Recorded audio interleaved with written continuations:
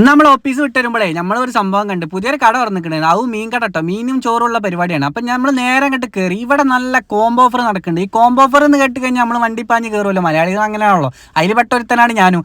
അങ്ങനെ നല്ല ഫ്രഷ് മീനാണ് ഇവിടെ കൊടുക്കുന്നത്. ഫ്രഷ് എന്ന് പറഞ്ഞ മാതിരി നല്ല ഫ്രഷ് സാധനമാണ് കൊടുക്കുന്നത്. ആയിക്കോട്ടെ, ഫ്രഷ് തന്നെ ആയിക്കോട്ടെ എന്ന് വിചാരിച്ചിട്ട് ഞാൻ എടുത്ത് ഇവിടെ കുറച്ചേരം വെയിറ്റിംഗ് ഉണ്ട്. വെള്ളം കുറേ കുലുക്കി കുത്തിർന്ന് ഞാൻ സാധനം വരാൻ വേണ്ടിയിട്ട്. അങ്ങനെ നല്ല സാധനം കണ്ട് വന്ന് ഇതിൻ്റെ കോംബോ ഓഫറിൽ ഈ സാധനങ്ങളൊക്കെ ഉണ്ട് കേട്ടോ. ഈ സാധനം ഉണ്ടാവും, ഒരു വെള്ളം ഉണ്ടാവും, ഇതുണ്ടാവും, ഒക്കെ ഉണ്ടാവും കേട്ടോ. ഈ കോംബോ ഓഫർ പറയുമ്പോൾ ചില വിചാരിച്ചും നഷ്ടമാണെന്ന്. ഒരിക്കലല്ല, ഇത് എനിക്ക് ഭയങ്കരമായിട്ട് റാത്തായി എന്ന് പറഞ്ഞ മാതിരിയാണ്. അങ്ങനെ തന്നെ നല്ല മീൻ, കാസ്റ്റ മീനാണ്, വലിയ മീൻ. അവിടെ ചെമ്മീനും കാര്യങ്ങളൊക്കെ ഉണ്ട് കേട്ടോ. അങ്ങനെ വെറൈറ്റി നിങ്ങൾക്ക് പറയുന്ന സാധനത്തിൽ വല്ല അടിച്ച് സാധനമാക്കി തരും. അങ്ങനെ ഫ്രഷ് അടിച്ചിങ്ങനെ തരുമ്പോഴേ നമുക്കൊരു പ്രത്യേക രുചിയാണെന്ന് പറഞ്ഞില്ലേ. അങ്ങനെ ഞാൻ വലിയ പ്രതീക്ഷയിലോടൊന്നല്ല ഇതൊന്ന് ഓപ്പൺ ആക്കണേ. ഇത് 2 സൈസാണ്, ഒരു ചോപ്പുണ്ട്, ഒരു മഞ്ഞയുണ്ട്, ഒരു വെള്ളയുണ്ട് കേട്ടോ.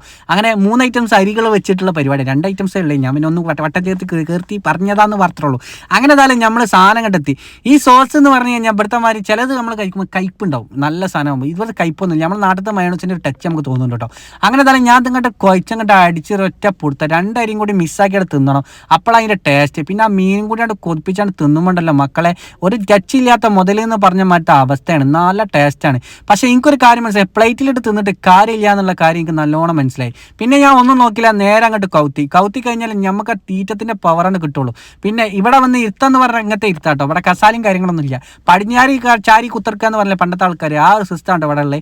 അങ്ങനെ എന്തായാലും ഞാൻ കുറച്ച് തക്കാളി മയോണീസും മോക്കപ്പാടും അങ്ങോട്ട് മിസ്സാക്കി ഒരു കുഴക്കെല്ലാം കൊണ്ട് പണ്ട് സാമ്പാറും സദ്യ അങ്ങോട്ട് കൊഴിച്ച് നിന്ന മാതിരി 2 അരിയും 3 അരിയും കൂട്ടി കണ്ടിട്ട് ഒരു പുടുത്തം അങ്ങോട്ട് പിടിച്ചു. ആ പുടുത്തം വല്ലാത്ത പുടുത്താണ് പറഞ്ഞല്ലേ.